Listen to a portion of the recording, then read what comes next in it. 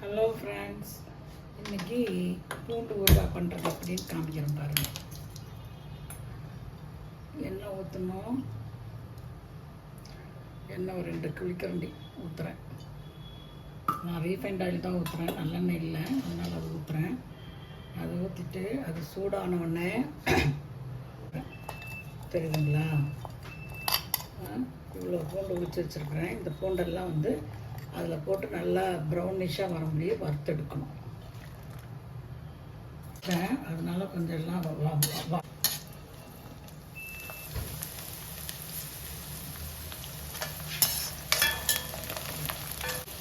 இவ்வளோ 2 கைப்பிடி போட்டுருக்கேன்.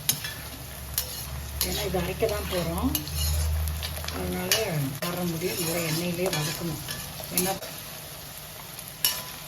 ஒவ்வொருத்தரும் ஒவ்வொரு மாதிரி ஊறுகாய் பண்ணுவாங்க, நான் ஒரு விதமாக பண்ணுவேன். இது மாதிரி தக்காளி ஊறுகாய் கூட பண்ணுவேன், அதையும் ஒரு முறை போடுறேன். இப்போ தக்காளி சீசன் தானே, அதுவும் ஒரு நாள் போடுறேன் பாருங்கள். இதெல்லாம் யங்ஸ்டர்ஸ்க்காக தான் பண்ணுறது, அதுக்காக தான் பண்ணுறது இல்லைங்களா. அதனால் இதை அப்படியே வடிகட்டி ஒரு தட்டை பூண்டு, காஷ்மீரி சில்லி, கொஞ்சம் வெல்லம் எடுத்து வச்சுருக்கிறேன், வெல்லம், அப்புறம் அவ்வளோதான். சரிங்களா, குறைன்னு எடுத்துக்கணும். சரிங்களா, சின்ன மிக்சியில் தான் போட்டிருக்கேன். கடுகு கொஞ்சம் பொரிஞ்சோடனே கருவேப்பிலை போடுவேன்.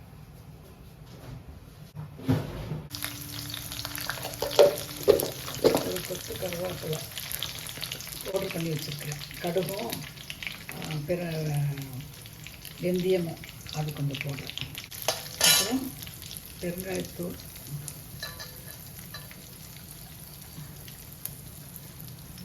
நல்லா ஸ்ப்ரிங்கிள். எப்பயுமே ஊறுகாய்க்கு எப்பயுமே மஞ்சள் பொடி ரொம்ப அவசியம். பூண்டு போட்டுட்டு மஞ்சள் பொடி போடுறேன். மஞ்சள் பொடி போட்டுட்டு மிளகாத்தூள் கொஞ்சம் 2, ஏன்னா காரம் இருக்கும்.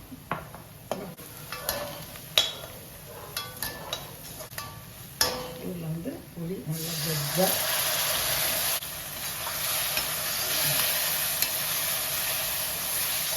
ஒரு மறந்து போயிட்டேன். என்ன சொல்லுங்கள், உப்பு. ஊறுகாய்க்கு உப்பு இல்லாத பண்டம் குப்பையிலே. உப்பு போடலைன்னா அவ்வளோதான், ஊறுகாய் சாப்பிட முடியாது இல்லைங்களா. காரம் எவ்வளோ போட்டிருக்குறோம், அதுக்கு தகுந்த மாதிரி உப்பும் போட்டு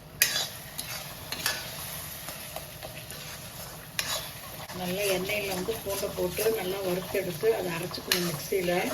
புளியை நல்லா ஒரு எலுமிச்சக்காய் சைஸுக்கு 2 கைப்பிடி பொடி போட்டேன், அவ்வளோதான். எலுமிச்சக்காய் சைஸு புளி, அவ்வளோதான்.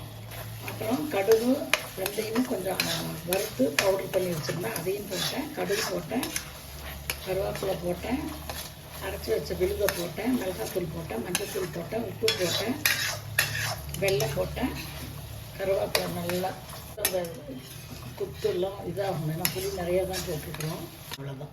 இது எண்ணெய் ஸ்ப்ரே பாருங்கள், தெரியுதா. ஏன்னா எண்ணெயே இல்லாமல் தண்ணியே இல்லாமல் ஆட்டினதுனால சீக்கிரமாக பாருங்கள் எண்ணெய் பிரியுது பாருங்கள். இதனால் கொஞ்சம் புளி அந்த வாசனை போகணும் இல்லைங்களா, அதனால் கைவிடாமல் கொஞ்சம் கலரி கெட்டியாக தான் புளி ஊற்றிருக்கோம், அதனால் கொஞ்சம் நேரம் ஸ்லோவில் வச்சுருக்கேன். அவ்வளோதான். இதுலேயும் இந்த பல்லாக கூட பூண்டு போடலாம், உங்களுக்கு வேணும் போட்டுக்கலாம். பட் இதுவே பூண்டு ஜாஸ்தி தான் போதும். இதுவே ஒரு 2 மாதத்துக்கு வரும். ஒரு 5 நிமிஷத்தில் செஞ்சுட்டேன்.